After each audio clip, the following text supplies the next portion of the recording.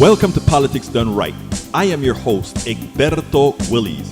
This is a progressive program that will take the mystery out of politics. This is the program that will encourage you to make sure government becomes we the people. Whether you are liberal, progressive, conservative, or otherwise, you get to air your point of view. We are an independent media outlet that, unlike mainstream media beholden to corporations, we only owe allegiance to you. Remember, you can also send me a tweet at EGBERTOWILLIES. That is at Egberto Willies. Let us engage. It is Politics Done Right. Well, folks, welcome to one more edition of Politics Done Right. I'm Egberto Willies, your host. Thank you so kindly for being a part of the show. We are going to have a great show for you today. If you are just coming on, give me those likes and share on Substack, share on Twitter, share everywhere. That's the only way we're going to build. You know, some of us get throttled. Anyway, folks, we're going to have a great show for you today. It's a sad day, but he lived a great life. The Reverend Jesse Jackson died this morning. I know most of you by now would have heard of it. For those of you who don't watch television, you're hearing it now. I remember Jesse Jackson quite well. You know, idol from Latin America to the Caribbean to Central America to Africa. This was a man that everybody except many in the neoliberal space in the United States, in the Republican space in the United States, loved this guy. I must say, before we get all the naysayers, all human beings are flawed. That's all I'll say to that respect. But as far as a political figure, as far as a humane figure, this guy was a giant. He was at the right hand of Martin Luther King. He was at Martin Luther King's side when Martin Luther King was assassinated. This guy was a giant. This guy was an inspiring person, somebody who made sure to inspire all that he came across. This guy was preaching some of the stuff that we preach today about unity before unity was a thing. All during the times of dissension, distraction, he was pulling folks together. Even as people tried to make him all the isms, he was pulling people together. He was talking about bringing Appalachia, the workers, the ghettos, the barrios, using different terms, of course, way before I ever used that term. Uniting the barrios, the ghettos, and Appalachia. Once we do that, we will have earned and win the war. Because at that point, the plutocracy loses power. When all major groups start working together, the plutocracy loses the unearned power that they have. And he was one of the leaders. He was one of the leaders preaching that concept. If you take a look at all his videos, I am somebody.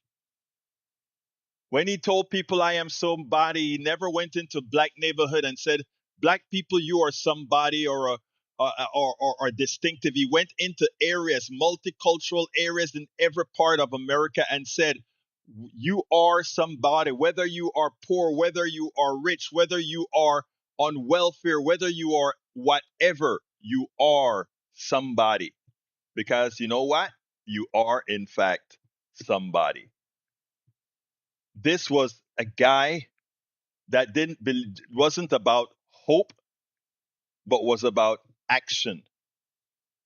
I remember when he ran, you know, I remember well how shocked I was when the reception he got in certain parts of Appalachia. Great people.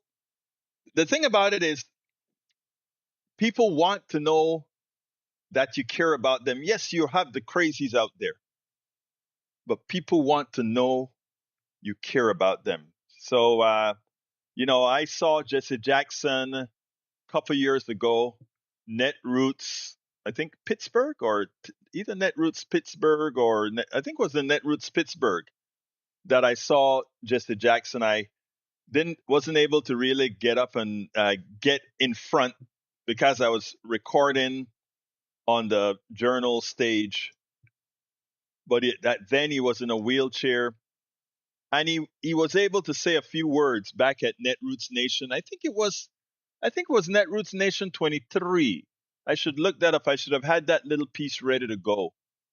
But there is so much that I have doing right now.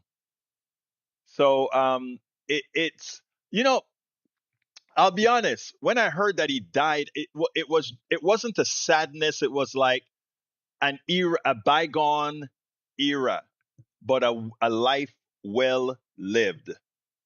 A life well lived. Somebody that did his part to move society forward. The unfortunate thing is that all the work that Reverend Jackson and Martin Luther King and the Kennedys and the Johnsons and all these people have done to move this country forward. And I repeat, Kennedy, Johnson, Jackson, Evans, all these heroes that either gave their lives with a bullet or gave their lives throughout to make this a better country.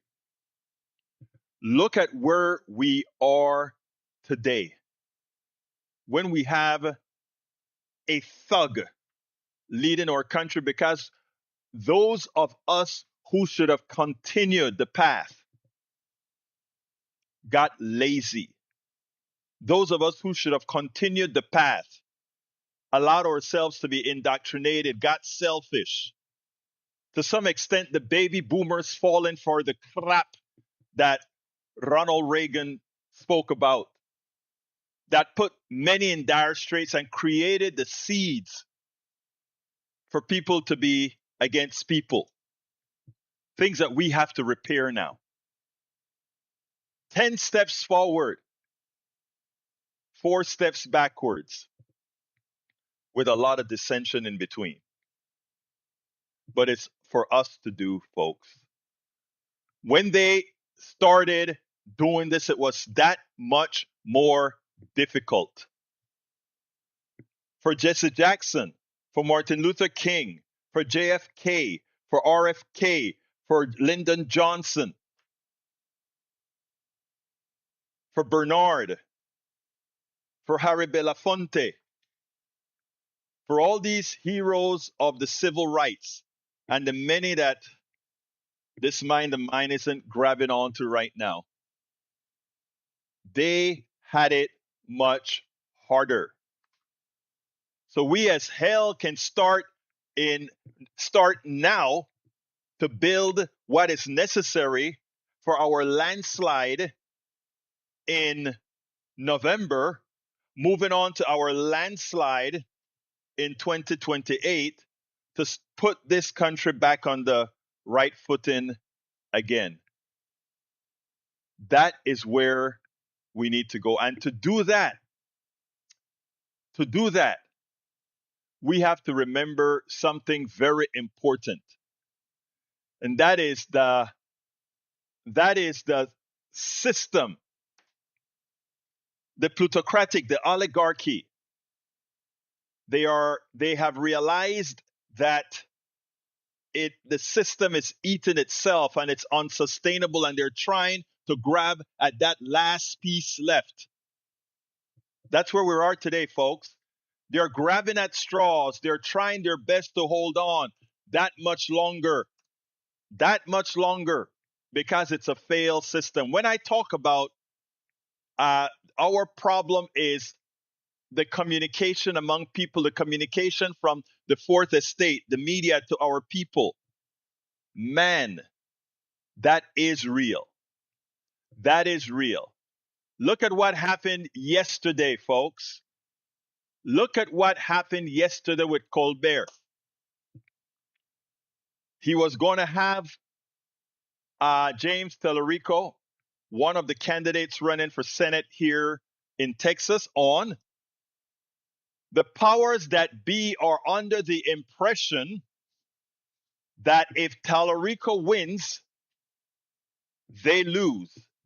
And they honestly believe, based on what they think is their research, that Tallarico is the only candidate that will possibly be able to beat any any Republican who runs in the Texas Senate race, whether that be Cornyn, whether that be the thug that we have as Attorney General, or the helicopter pilot that's not worth mentioning. But here's the truth, people. I love me some James Tellerico, and I love me some Jasmine Crockett. And either one of them, they're great candidates. One is a fighter. One is going to go in with guns drawn, but at the same time to do what's right. The other one is going to try to appeal a bit more to people's heart, souls. I have a preference right now. My preference is the fighter. My preference is, in fact, Jasmine Crockett at this time, because I do believe that it is the fight that people are looking for right now. Somebody that's going to go out there, because they know that those that are in control right now, it's not about negotiation. It's about bringing the power of the people and fighting for the people. But you know what?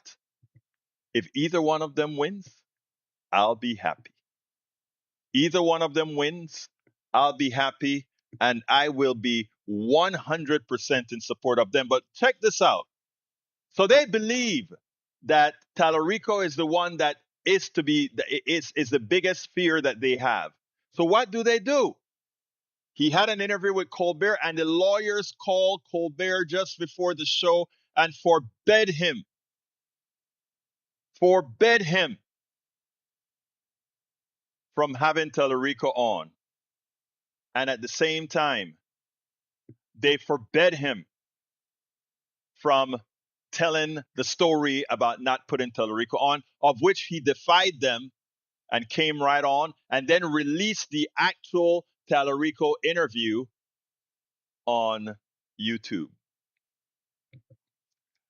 This is where we're heading, folks. These guys are so scared. The plutocracy. This isn't about Democratic or Republican. It is about a plutocracy that is seeing the red light. Think about this. I want you to really think about this. Think about all the things that have happened thus far. The owner of the LA Times forbade them from endorsing Kamala Harris. Jeff Bezos forbade the WAPO, Washington Post, from endorsing Kamala Harris. Again, Bezos throughout dumped 30% of the paper. Bezos again told his editorial board, you cannot go into all these other areas. You have to print stories that are uplifting capitalism, etc. Not my words, his words. And over and over and over again, the media is being absorbed. ABC pays Donald Trump $16 million to quiet him about something that Stephanopoulos had to say. And continue. And I'm coming to you in a second, Ray Brackets. Let me finish my narrative here, my brother. And if you take a look at what's happening in mainstream media, it is being owned by the oligarchy, by the plutocracy. When you hear me talk about we need to support independent media, every morning you see me on KPFT for the next couple of weeks raising money for KPFT. Every day after my program here, I say, folks, please support what we're doing because we are the last stop of truth. Because here it is, the evidence that the plutocracy is taking us away.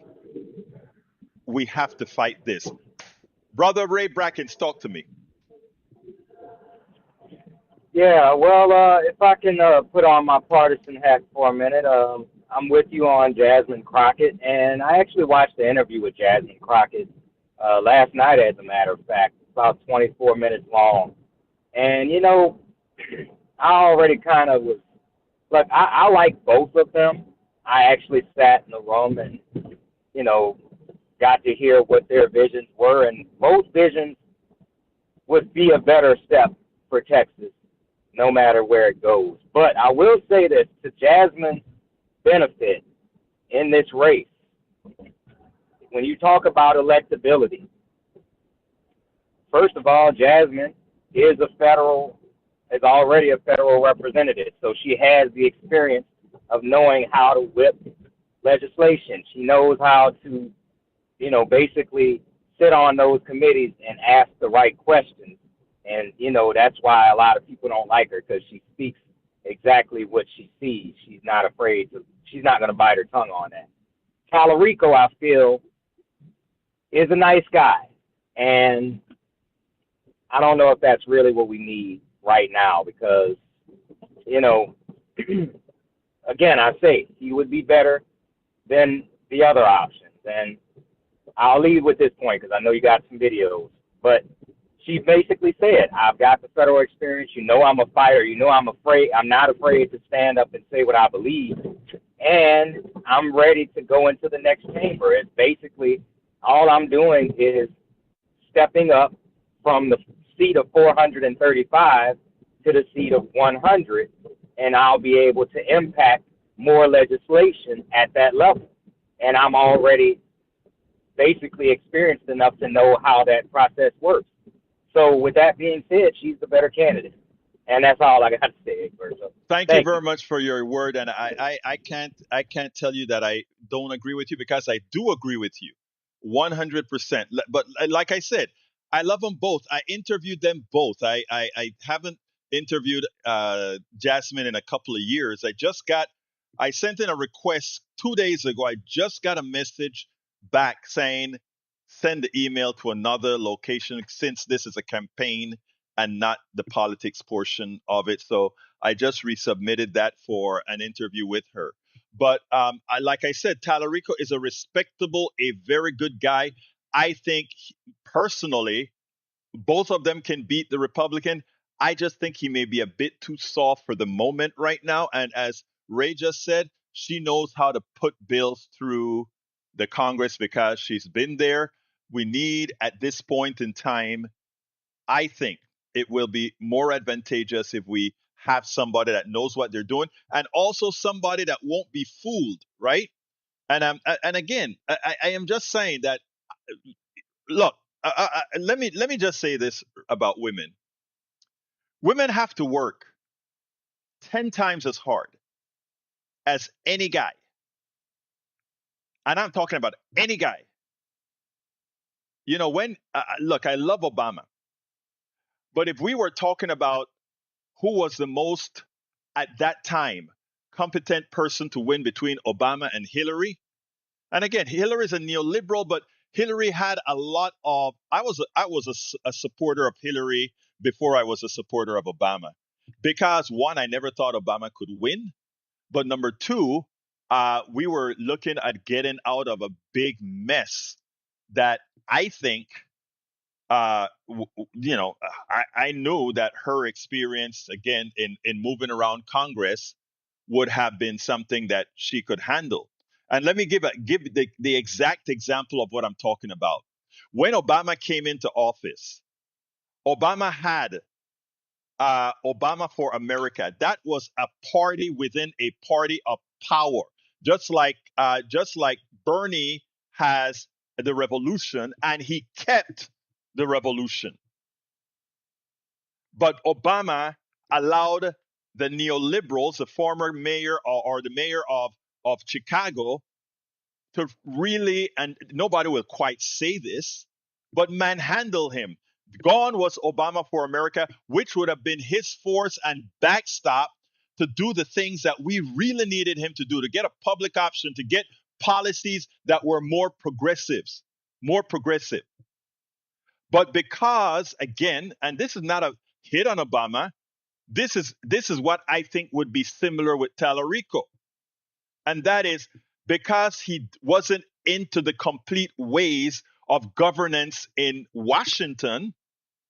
Unlike what would have happened with Hillary, yeah, Hillary would still have been likely a hawk to the neoliberals, but we would have gotten probably a bit of the things that we wanted to get, just like Biden did for the progressives.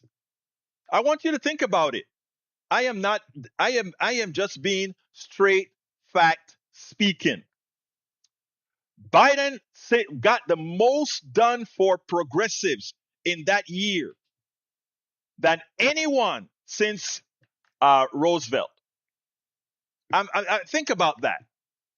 Yes, there were extenuating circumstances with having a little bit more leeway with the pandemic, but also when Obama came in, he came in under the stress of a destroyed economy, a crisis that could have been leveraged as well. So what I'm just being honest here. I love these people. You know, love me some Obama. I love me some Tallarico. I love me some Crockett. But again, you have to look at things from a practical standpoint. Now, when it comes to women, like I said, women have to work 10 times as hard as any guy. So we have the Democratic establishment sort of going all in for Tallarico. Tallarico, the young, handsome, intelligent white guy. But we have the hard worker, the prosecutor, the person who knows Congress, the person who did all these other things. Very, very competent, very, very articulate, and also a fighter. And the thing they want to say is, well, maybe Texas will not elect a woman, but a black woman they won't elect. I am sorry, people. Stuff doesn't happen until it happens. And if a black woman is going to get a redneck farmer to vote for her, it is now. And let me tell you why. Because she is going to go into farmland. She is going to go into Timbuktu, Texas, and say, I am not asking you to like me. I am not asking you to become a Democrat. I am not asking you for any of that. I am asking you for a vote that will make sure tariffs are gone. I am asking you for a vote that Donald Trump fears me more than he would fear Tallarico because he doesn't know. You notice Donald Trump never messed with Nancy Pelosi? I want everybody to understand this. Donald Trump never messed with Nancy Pelosi. He made all kinds of jokes about Hakeem Jeffries, the next Speaker of the House. Not once would you see him really talk about Pelosi. You know why? Like I said, women that attain these positions, they had to be 10 times as good as any man, black, white, blue, anything. And you know who knows that? The inadequate Donald Trump knows that. He knows that any woman, I don't know any woman that makes it that far, had to be that good. Had to be that good. So that is my soliloquy for now. Welcome aboard. I got into it and didn't do my customer welcome. Welcome, Martin Flower, Margaret Young, Lynette. How you doing, beautiful? The manager of the Substack chat. Lynn Hardy, how you doing? Jennifer Hunter, M. Hope, Deborah J, Natasha K, Jason Odell. We have Stuart Cohen out of Pittsburgh. How you doing? Stuart Pear, Donna Simonian, Thank you for being here. Don says, I never thought the Reagan trickle down crap for 1 second, but many did. Many baby boomers did, and they screwed they screwed the people that came after them. David Page Ye says Ronald Reagan admin was instrumental in repealing 1947 Fairness Doctrine. You remember right. Absolutely. The repeal set the stage for Rush Limbaugh and Fox News to lie America against its own interests. Yes, yes, yes, and yes. Angie Decadent says a terrible CBS move has only elevated James Tallarico's profile nationally. Yeah, but his profile nationally won't help in Texas, right? Texas is sort of in its own world. Catherine Hill says, curious who's behind this? Perhaps the extra national spotlight. It's also the neoliberals, man.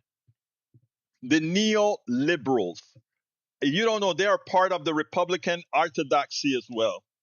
I mean, it's a nasty infiltration, man. It's a nasty infiltration.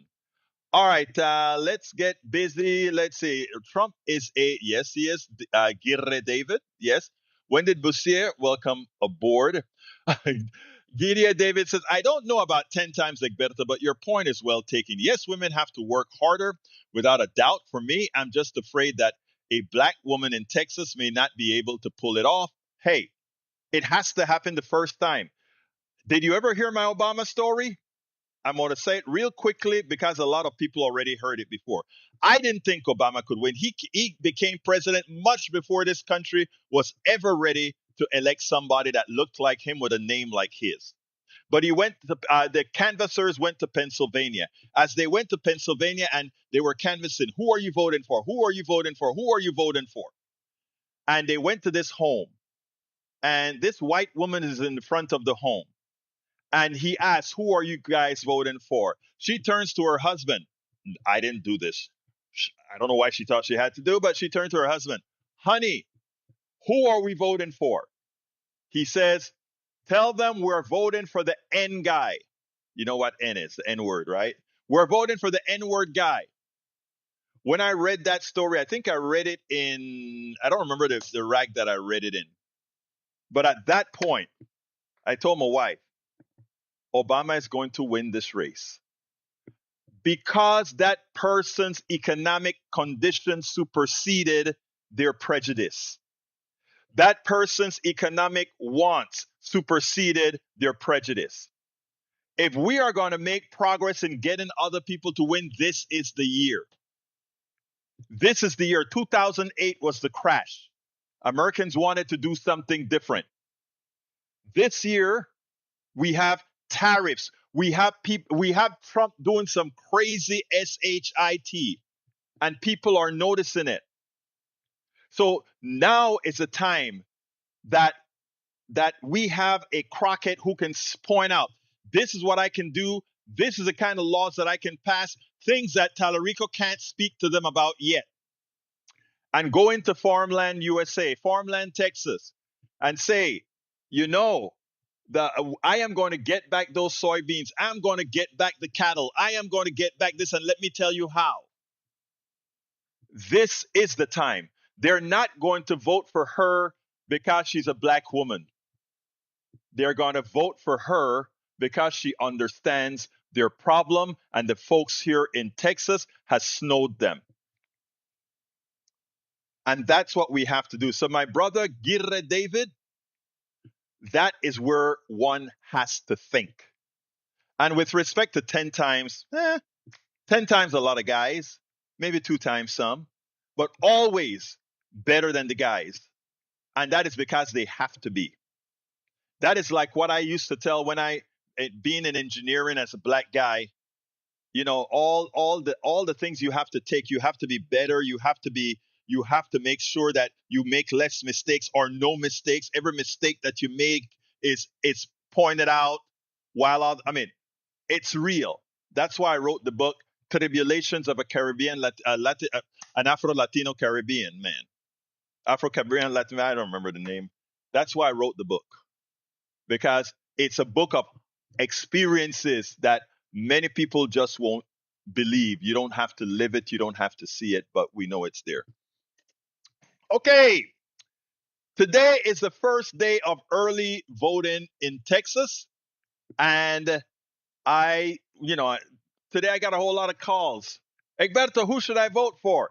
Egberto, who should I vote for? I don't know. I do politics, I do policies, but as far as individual judges and individual, I am not the expert. I am not the expert. So what I did is I went to the expert, a good friend of mine. It's not what you know, it's whether you know how to get it. When you need information, whether you know how to get the information you need. There's a lot of stuff I don't know, but if I have to know it, I will. But there's a hell of a lot of stuff I don't know, but I know how to know it.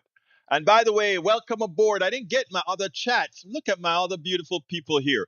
AVQ, how you doing, Michael Rudnin? Thank you for those things. I'll put some up later. We also have E2247 May Wood out of Long Beach, California. Michael Rudnin out of Brooklyn, New York. We also have E2247 for all over. Yvette Avery Herod, my beautiful Yvette, out of Atlanta, Georgia. We also have Paul Fleming out of Powder Springs, Georgia. Carl Cox out of what Georgia? What? Help me out, Paul. Riverdale's, Georgia. See, I remembered it. E2247, we have a lot of stuff there. I haven't read it yet. Okay, forgive me. Lisa Blair out of Atlanta, Georgia. Joan out of Los Angeles, California. And Paul, I got you already, Paul. Udi Deemer out of Leak City, Texas. All right. Okay. So I went ahead and I asked my brother from another mother, who is the president of Humboldt Area Democrats, and I say, hey man, I need to do a video for you to start telling people how and where to vote and who to vote for. And here is what I got.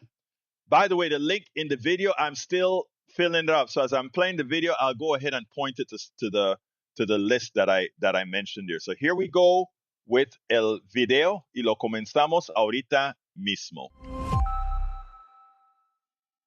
Welcome to another edition of Politics and Right. I'm Egberto Willies, your host. Today, I'm honored to have once again John Cotter. John Cotter, who is the president of Humboldt Area Democrats, as well as a board member of Progress Texas, I believe it's called. Now, today is the first day of the Texas primaries, and I could think of anybody else to speak to because I've been getting a lot of calls about recommendations about the process, etc. He's our man. John, welcome to Politics Done Right once again. Thanks, Alberto. Thank you so much for having me today. Well, look, first of all, this morning, my phone kind of got pretty wild. I mean, people were like, look, this ballot is too darn long. I don't know these people. I don't know what to vote for. And the first thing I told them is, look, the president of the Humboldt Area Democrats, he's been doing a lot of research. He's been having a whole lot of people come in to speak to his group. And if there's one person I trust with good suggestions to get good progressives elected in Texas, is John. So, John, first of all, is this the first primary in the country? I believe it's one of the earliest ones, yes. Yeah, because, it's like this is pretty early. Now, tell us a little bit about the process. How does this primary work here in Texas? So in Texas, like you said, today's the first day of early voting. And we don't register as a Republican or a Democrat in Texas. And so we have what's called open primaries. So you could vote in either the Democratic primary or the Republican primary. But if there's a runoff, then you're required to vote in the same party primary that you voted in the early vote. Now, that doesn't restrict you when we come to the general election. You can vote for whomever on either party that you would choose. Now, as far as the primary dates here in Texas and specifically Harris County, since this is where we are, what's the procedure? When does it run, etc.? So it runs for basically the next almost 2 weeks. So it opened today and it runs through, I believe, the 28th which is 2 Saturdays from now. And then that's early voting. And then the actual election day will be Tuesday, March 3rd. We recommend that everybody early votes because, if you want, some folks like to wait till election day, but we really recommend early voting because, if you get to election day and your car breaks down or you have to take somebody to the doctor's office, or like we had a couple of years ago, we had a massive windstorm come through the Houston area, and it actually knocked the power out to several polling locations, and it disrupted voting for a little while, and some folks might not have been able to vote. So highly recommend early voting. Now, what are the general hours of voting, and who and where can people vote? In other words, do you have to vote within your own precinct? What is the procedure? So a couple years ago, the process was changed in Harris County where we can vote county-wide, meaning that you can go to any polling location, excuse me, and there's 60 locations across Harris County. As in 60? 60, yes, 60. Okay, great. 60 locations.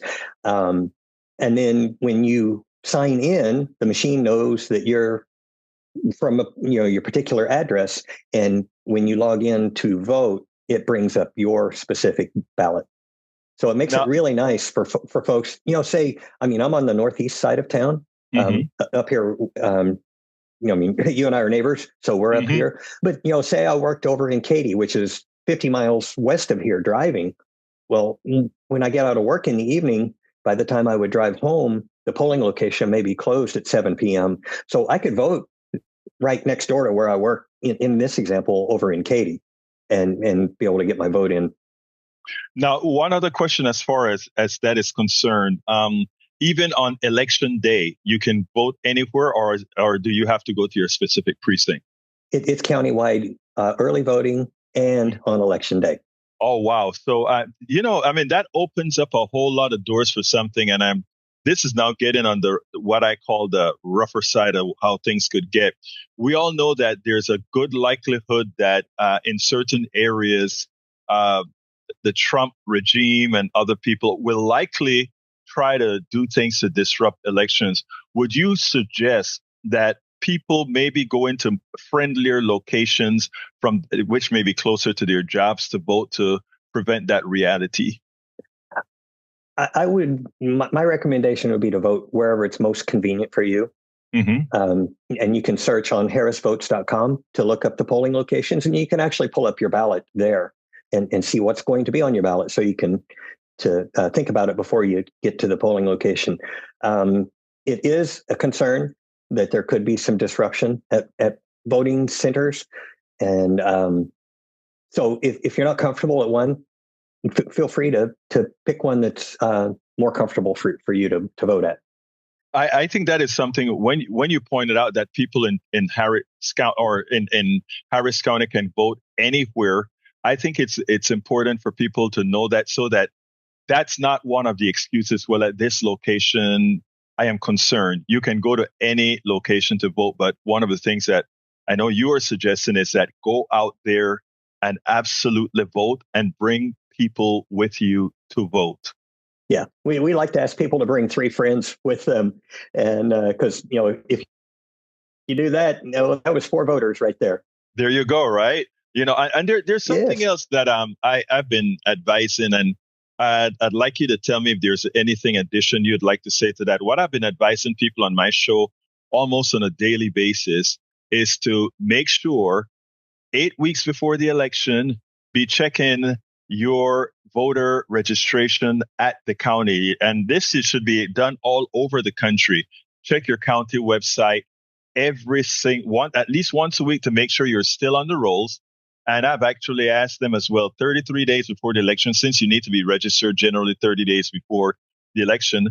On day 33, 32, and 31, make sure you're still there and take a picture of that screen so that you can have the evidence that you were on the screen, etc.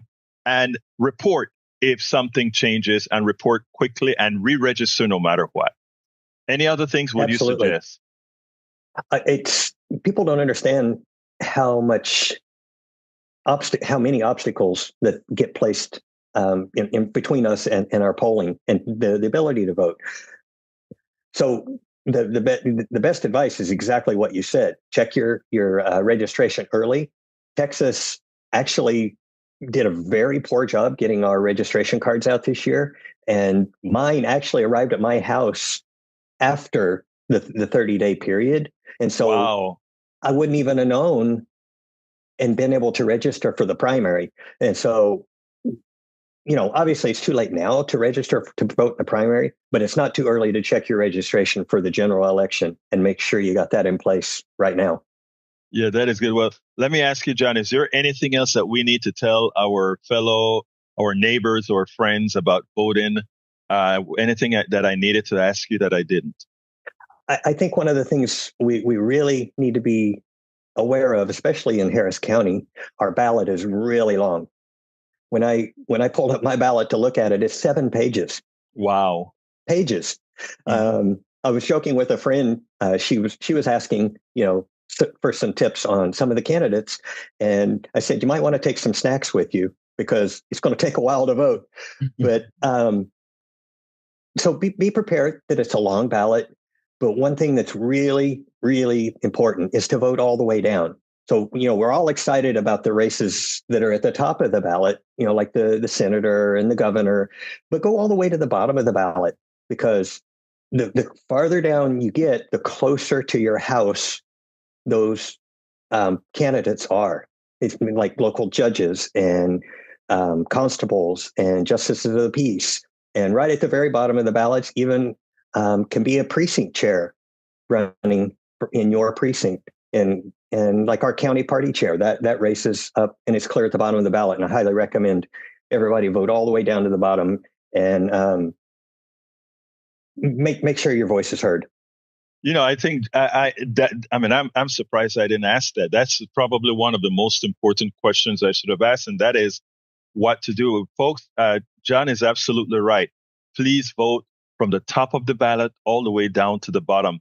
The expectation is that the most avid the voters are the ones that will do the whole thing. And the thing about it is, we need everybody to elect the right people. The judges are under attack right now, and the county chair, etc. It's important that you go ahead and vote under the ballot. Now, let me just say before closing that when they asked me when several people asked me about voting, I immediately turned to John here, the president of Humble Area Democrats.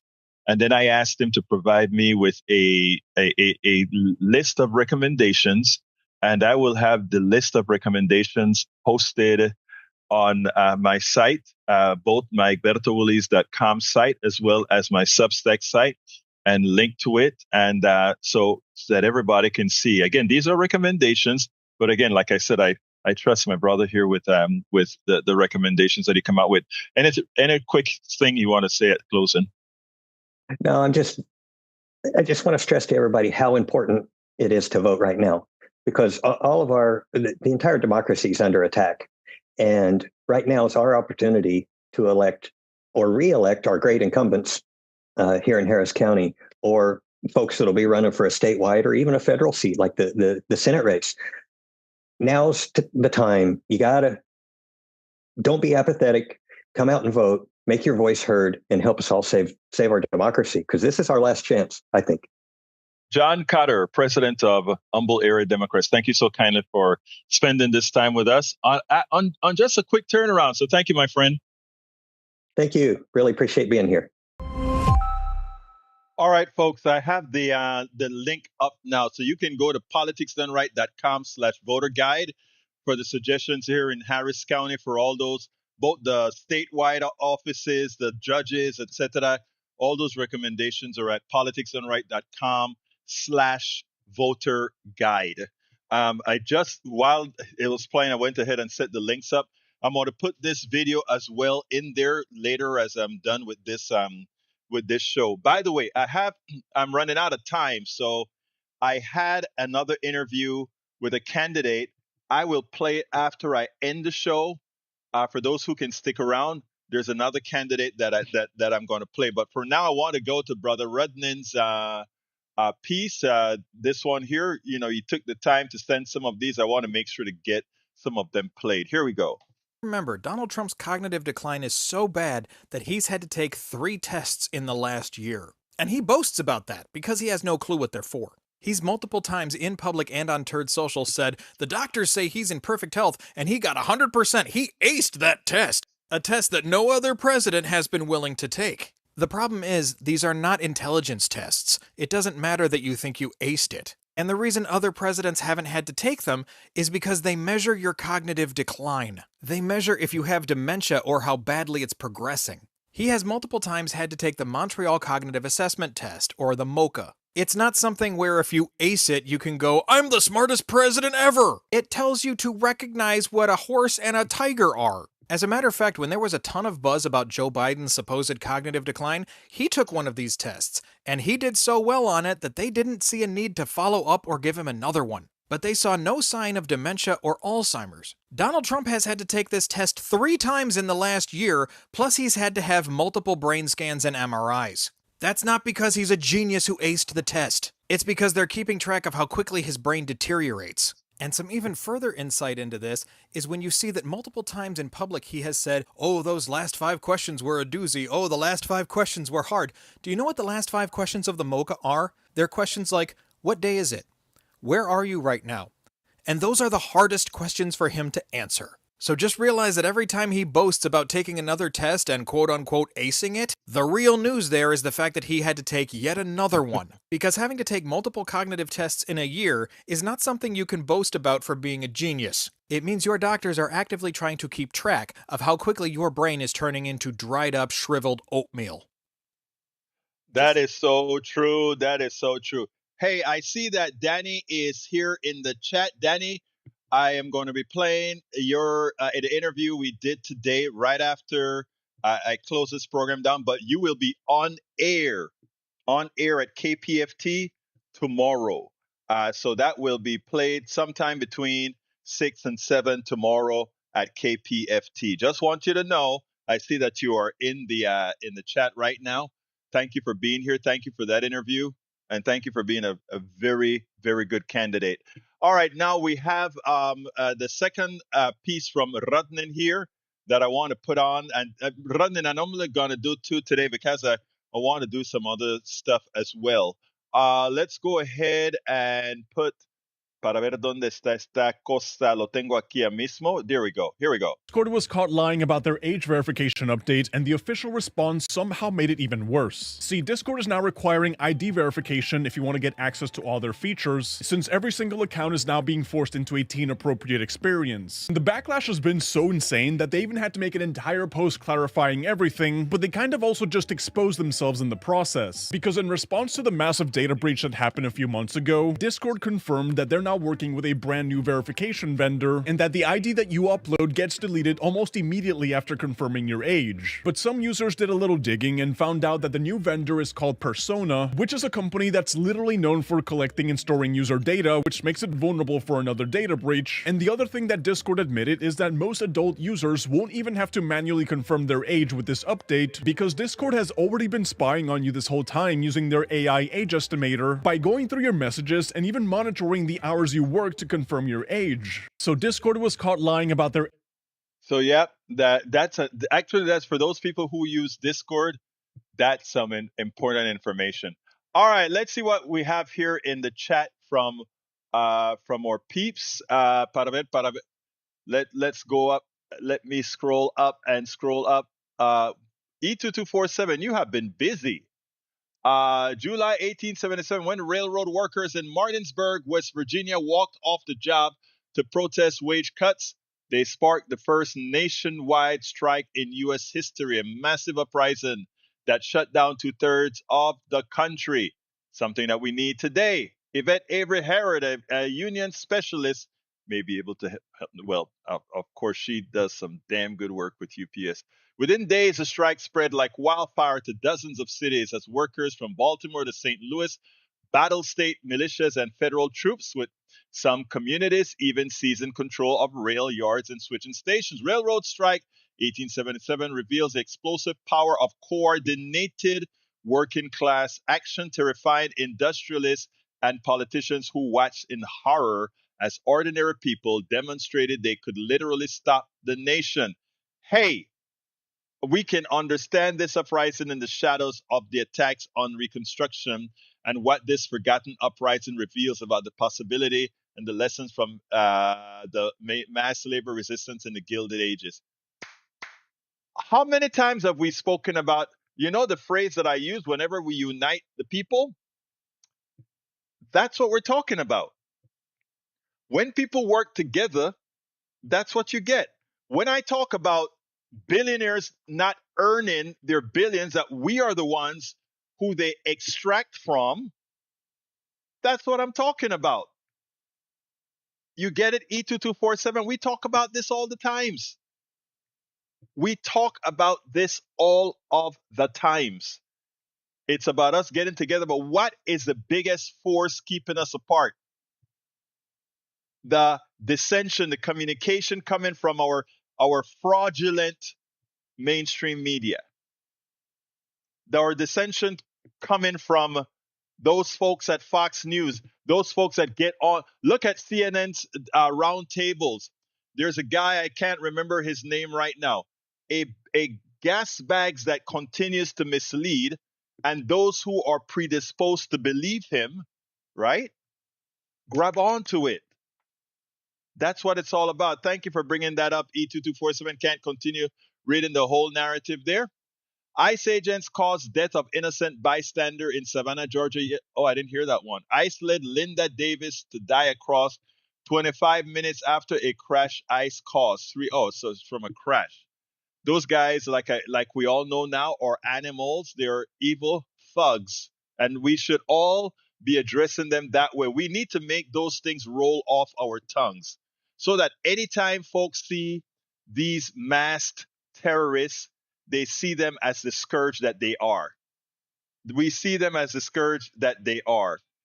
Let me go ahead and play something real quick and then we'll take it back. Okay, let's see for 1 second here. I am going to go and play our professor as we should. Here we go. Eddie Glaude is given an important warning that I think we need to heed. Let me go ahead and play it, and then we'll talk about it on the other side. But Eddie, another thing that's top of mind for Democrats heading into November is the president's push to, quote, there will be voter ID for the midterm elections, whether approved by Congress or not. I mean, that's actually speaking to Maya's point right there. How does the party navigate that? Can Trump go over states which run our elections? Well, I think the Democratic Party has to be prepared for anything. Donald Trump has proven over and over again, and it's not just Donald Trump, it's the folk around him, the folk underneath him. They've proven over and over again that they're willing to run roughshod over democratic processes. And so I think there needs to be a war room. I think in that war room, they need to be prepared for voter suppression in all forms, the ways in which they're going to count the votes, how he's going to try to deploy. Maybe they might deploy ICE, as Steve Bannon has suggested. Any and everything that they can imagine, they need to prepare for. Because I think, given the lay of the land, Alex, they know that they cannot win the election in a straight up battle. So we have to be prepared. The Democrats in particular have to be prepared for Donald Trump and Republicans to cheat. And we need to be explicit in describing it just as that. They are preparing to steal the election. And we need to understand that for what it is. So let me tell you, folks, the election, I don't have any fear that the technical portion of the election will be done fine. However, there are a lot of different ways that Donald Trump and his goons are going to try to muck up the election. One, they are going to use the ICE agents. That's why they're locating them in a lot of cities where they can create disruption. And by having it in cities where they can create disruptions, they expect to scare people. Of course, we know what's going to happen with several of the voter rolls when they attempt to remove people off of the voter rolls. That's why I tell everybody that 2 months before the election, they should be checking their voter registration online once a week and take a picture of the screen once a week that shows you're registered. If you're not registered, you go ahead and register. You continue to check to make sure that that you are in fact registered as a voter.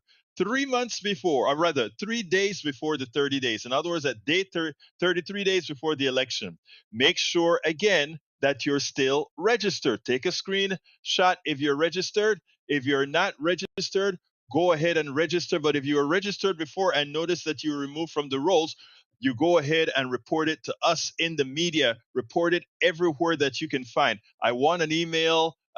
Emailed all the different media organizations with the evidence that shows that these guys are trying something.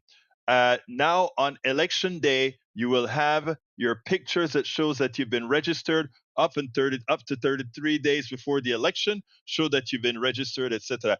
Look, they can try as much as they can. If we out-volume them, which is what I expect to happen, there is nothing they can do to win this election. And in fact, I believe a lot of what they're doing will make people not only upset, mad, but will empower folks to realize, hey, I really make a difference. I'm going to go vote. And let me tell you, this is wild thinking, but we could have such an onslaught that we get veto proof. Again, remember, Republicans are mad. I'm not talking about MAGA. MAGA is 33% of the population or less. Republicans are mad too. You would not imagine how cataclysmic for MAGA this election could turn out to be. And it is going to be cataclysmic. And folks, I want to let you know. I just want to answer. I don't answer stuff from MAGA ridiculousness, but this one I want to answer. Do you know how brain deprived one has to be to believe that undocumented immigrants are going to risk going to vote in an election? Do you know how, and I have to use this word, I don't like to call it stupid, but it is. Do you know how stupid one has to be to believe that undocumented workers are going to be flocking to polling areas? Do you realize the level of stupidity or that level of thinking that person must have? No critical thinking thoughts. Anyway, I got to end the program, and then we're going to play. Mr. Danny Norris's interview. And by the way, Mr. Danny Norris, your interview would also be played on KPFT on air, which needs to be for the election. Anyway, folks, please, if you are here on Substack, please consider being a paid subscriber. You do that by simply clicking on the subscribe button and becoming a paid subscriber. We are in such dire straits that we need those. If you are not on Substack right now, you can become a paid subscriber by going to politicsdoneright.com/newsletter. politicsdoneright.com/newsletter. And I'm going to put them in both chats, right? We need your support as best as you can. And here is the link in both. We need supporters. We need people that are going to support what we're doing here, which is important. We showed you what they're doing at CBS. We showed you what they're doing at the Washington Post, what they're doing at the LA Times. All throughout this country, the mainstream media, it wasn't the best in the first place, but it is getting slaughtered by the plutocracy, the oligarchy. We need independent media more than anything else. And I ask you kindly to add Politics Done Right, Egberto Off the Record, the newsletter, as a part of yours. Take a look at how much we put out every single day. Got to get out of here. Love you all. My name is Egberto Willies. Stay tuned for the interview. My name is Egberto Willies. This is Politics Done Right. And you guys know how I end this baby. I am what? Out!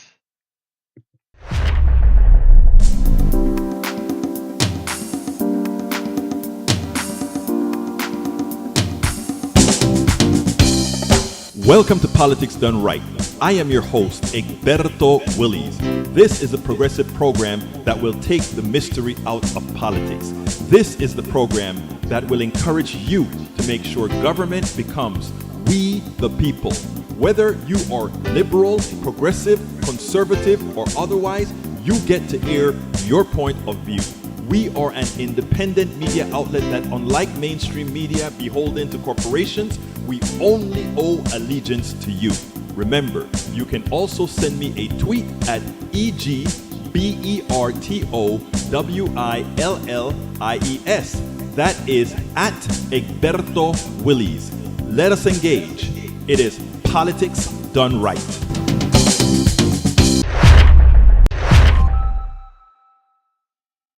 Welcome to another edition of Politics Done Right. My name is Egberto Willies, your host. In the context of a fiercely contested 2026 Democratic primary in Texas House District 142, the campaign of Danny Norris offers voters a starkly progressive alternative to a long-entrenched incumbent. Danny comes to his race with deep professional credentials and a record of community-focused advocacy. As Senior Assistant City Attorney of Houston, he brings more than 17 years of legal experience to bear on public policy challenges. His academic background spans chemical engineering, law, and library science, reflecting both analytical range and intellectual depth.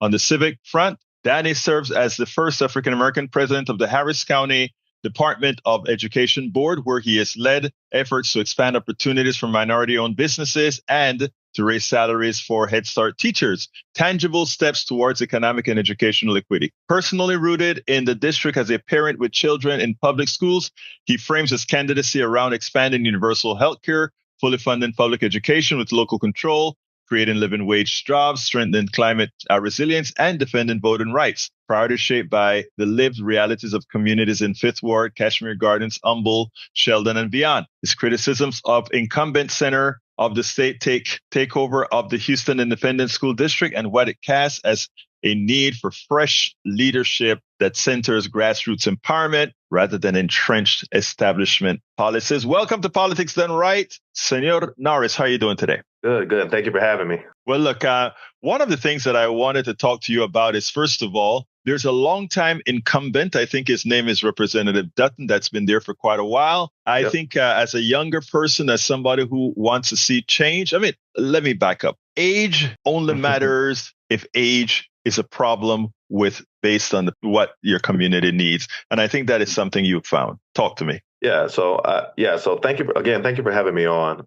Yes, I am running against a long-term incumbent. He was elected the first time in Reagan's first administration, 1984, and has been there for nearly 42 years. And we see some of the biggest repercussions of his tenure as of late, which was the AOC takeover, and which we recently, as of last week, they just announced that they'll be shutting down 12 different schools in the district, and as these district, and 3 of those 12 are in District 142, and a 4th in a neighboring district where actually those kids are going to be poured into District 142. So about somewhere between a quarter and a third of those schools that are being shut down are going to affect our district directly. And the incumbent has been very unapologetic about it. He's been very entrenched. And we saw recently with his comments that aired this weekend on the news that he tends to stay very entrenched on issues. I don't know if you saw that, where he told the unions who endorsed me to hell with you all. If I supported you and you guys would do that, to hell with you all. And that's not the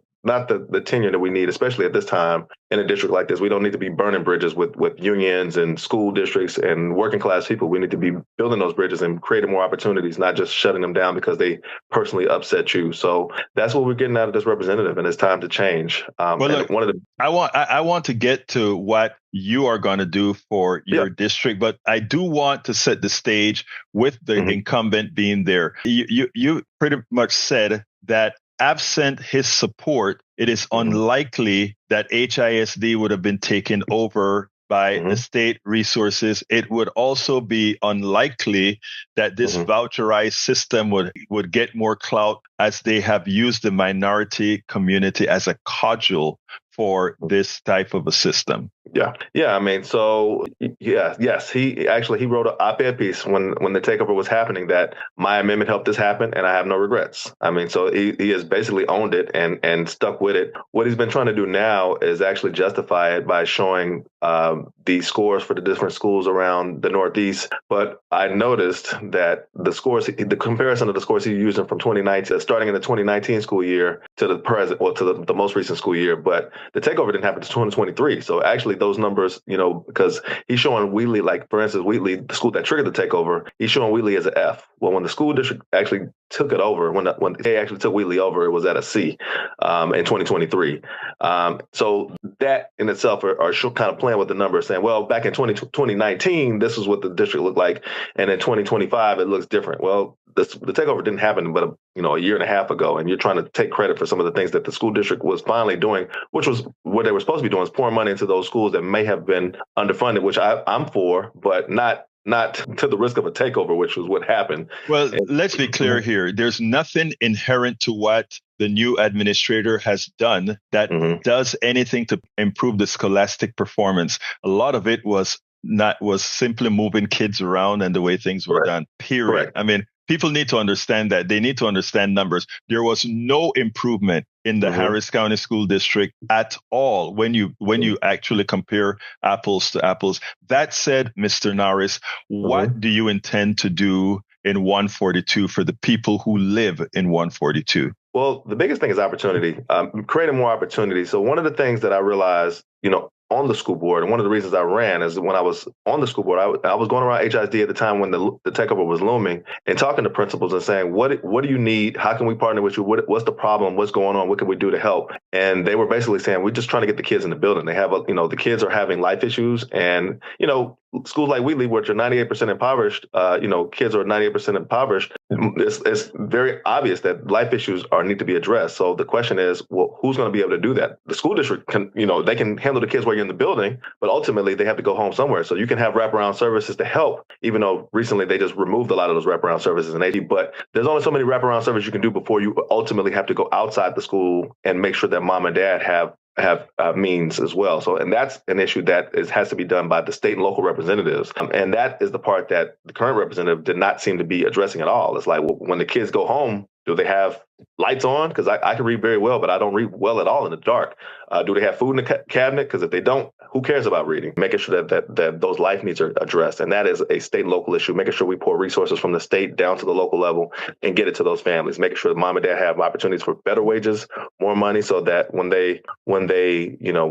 if they need, of course they want to take care of basics, but if they need a tutor, they can afford, pay a little extra money and have a tutor if their kid has special needs. Those are things you're not going to have when you're just barely making it. So making sure that they expand those opportunities for mom, dad, and the kids when they get old enough to be able to go out into the workforce is one of the things that I'm looking to do, and that has not even seemed to be a priority for the incumbent. And then, of course, the other big issues in the district are healthcare is another big one. The cancer cluster is also located in the district. The life expectancy in the district on part of the district is 20 years less than other parts of the county. Huge issues going on there. I mean, we have concrete batch plants right next to hospitals. I mean, that is like you don't want sick people to have to breathe in concrete dust when they're trying to go get treated. So some very basic things need to happen to make sure that people's life issues are addressed. And so healthcare, and I did a survey. The biggest issues: economic income, which is the biggest concern. Healthcare was the second biggest concern, and then third was education. So people are saying, please help me with my income, help me make sure that my body's healthy, and then make sure my kids or my education and our future is taken care of. And those three in that order. So those are my big three concerns is making sure that we bring back local control, that we help mom and dad have opportunities for income and extra money, and that we have healthcare to provide easy access to healthcare and affordable healthcare throughout the district, so people are able to live as long as other parts of the county and be able to thrive in the district. Mr. Norris, you pointed out something that I think is important, and I think politicians should realize that you can't solve an issue like the school problem if you can't solve the issue with the poverty in the family, if you can't solve the issue with the family being healthy. And I think more politicians need to actually look at it as that, encircle it as what you would call a full-bodied experience to ensure that You can't have a piece of your body working and the other piece is not working and expect good results out of it. Now, what else do you intend?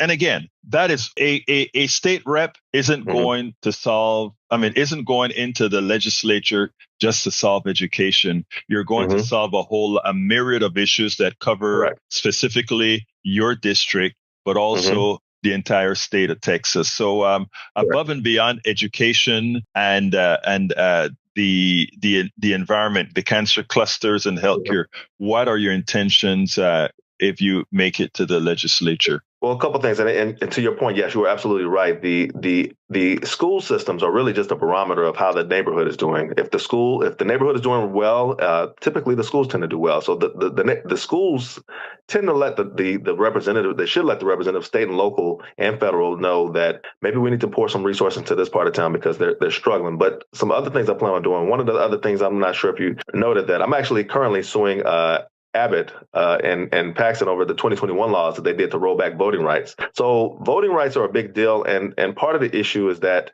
in Texas specifically, my district is a great example of a district that does not turn out properly. I want to make sure that the whole district is able to participate. But so just to give you an example, in my district, in District 142, I think there's 134,000 people that are of age to vote, about 95,000 that are registered to vote. And only in 2024, during the presidential cycle, which should have been the big cycle, 55,000 people came out. It is a 70+% Democratic district, meaning if that 40 to 50,000 people that we could have had, those are the kind of numbers you need to have to help if you ever want to flip Texas. Districts like mine are the ones that need to turn out. But that only happens if you have representatives that are actually meeting the people and giving the people the reason to vote. So one of my bigger goals, bigger long-term goals, is to actually get more engagement. We should have way more participation if we ever want to turn Texas blue. Districts like mine are going to be the key to actually turn out. And, we need to have quick people just saying, oh, voting's for them or that. Voting is the future. And we need to have a lot more young people involved. We need to have a bigger of the spectrum involved in the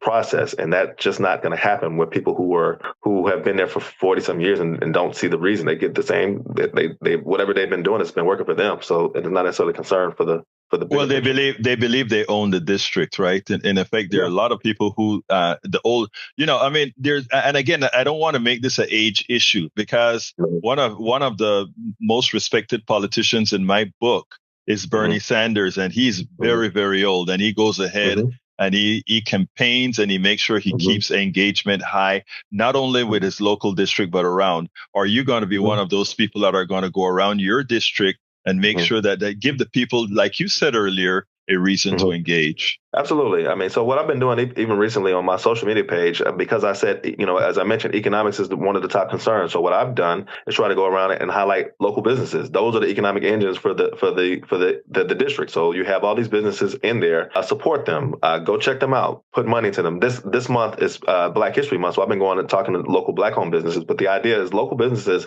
and the businesses are the ones that we want to help thrive. We want to see thrive. We want to see the things circulate. So yes, I want. But that and they create jobs, they create opportunities for young people to get involved. All those are the things that we want to see happen. So yeah, absolutely, I plan on being there.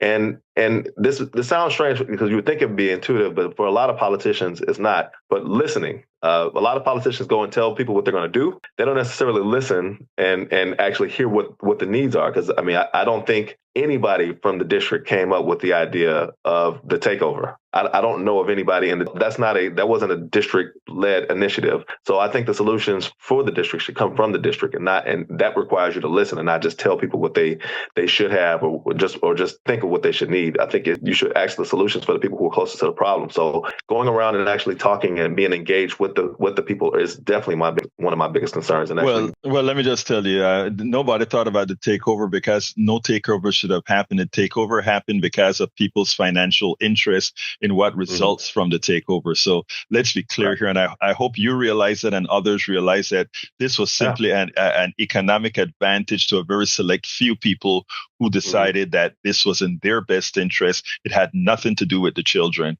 Anyway, I always ask the last question as, what should I have asked you that I didn't, and what would you like to tell the audience? I'm a believer in addressing, the least among us.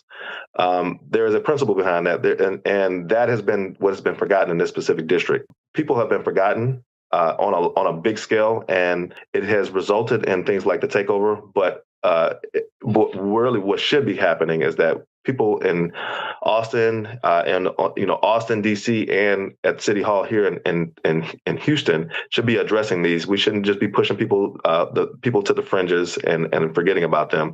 We need to be engaging them and make sure they don't fall behind. And that is pretty much what I'm looking to do, is want to make sure we shore up the people who have been forgotten, shore up the people who and shore up the working class. I think Texas and other people have kind of focused their attention on the people who have, and we need to be focusing on the rest of the population and making sure that we are addressing the mass and not the select few that are lining people's pockets. And that is my point. I very much consider myself, a man of the people. And I've been able to, been blessed in a lot of ways to be able to move to the places I am. And I plan on doing the same thing to make sure other people can come with me. My point is not just to make it personally, but to make sure that I have opportunity for everybody in the district and anybody I encounter generally. So, but I appreciate everybody's time, and would encourage people to just kind of follow me and check me out. And if you have any questions, I'm always open for a conversation. Now, how should they find you on the ballot, and what's your information where they can find out about you? Yeah, I'm super easy to find. You can go to Danny Norris. My government name, as you see on the screen, is Daniel L. That's my government name. But on the ballot, I'll be Daniel L. in parentheses Danny Norris. So you go to DannyNorris4tx.com. You can check me out. I'm on all the socials. You can find me on Facebook, Instagram, Twitter, TikTok. I'm super easy to find. Check me out. Send me a message. Let's talk. Let's have a discussion. I would love. And if you have any solutions or anything, I'm always open for discussion. Danny Norris, candidate for House, or rather for Legislature District 142. Thank you so kindly for having been on Politics Done Right. Appreciate you having me. Thank you very much.